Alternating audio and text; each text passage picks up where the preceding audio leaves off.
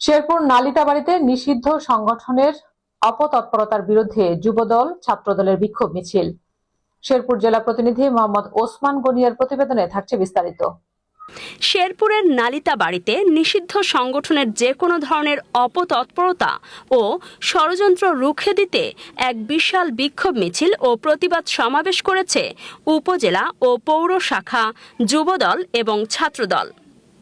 শনিবার নালিতাবাড়ী পৌর শহরের গাজীখামার স্টেশন থেকে বিক্ষোভ মিছিলটি শুরু হয়। মিছিলটি শহরের গুরুত্বপূর্ণ সড়ক, হাসপাতাল রোড, মধ্যবাজার ও কামারপট্টি এলাকা প্রদক্ষিণ করে চৌরাস্তা মোড়ে গিয়ে এক সংক্ষিপ্ত সমাবেশের মাধ্যমে শেষ হয়।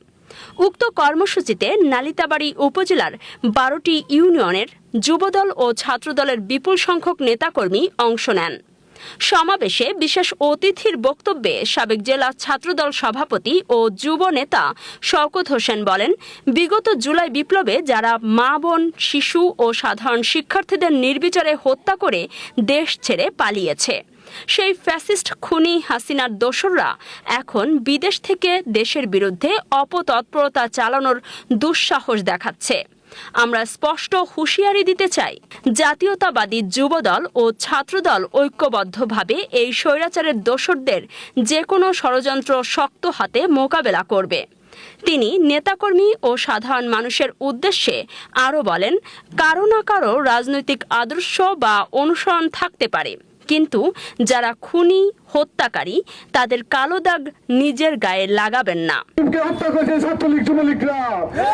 আমরা বাংলাদেশ জাতীয় ছাত্রদল স্পষ্ট ভাষায় বলে দিতে চাই, আমরা অনেক ধৈর্য ধরেছি, অনেক চুপ থেকেছি। আমরা বাংলাদেশ জাতীয় ছাত্রদল আর চুপ থাকবো না ইনশাআল্লাহ। বাংলাদেশ জাতীয় ছাত্রদল যেখানে ছাত্রলীগের কুলাঙ্গারকে পাবে সেখানে পতিত করবে ইনশাআল্লাহ। ছাত্রদলের নেতৃবৃন্দকে বলে দিতে চাই, ছাত্রলীগ যুবলীগকে যেখানে আপনারা পাবেন সেখানে দাঁত ভাঙা জবাব দেবেন ইনশাআল্লাহ। বাংলাদেশ জাতীয় ছাত্রদল সারা বাংলাদেশে রাতের আধারে বিভিন্ন ভাবে পাহারা দিচ্ছে।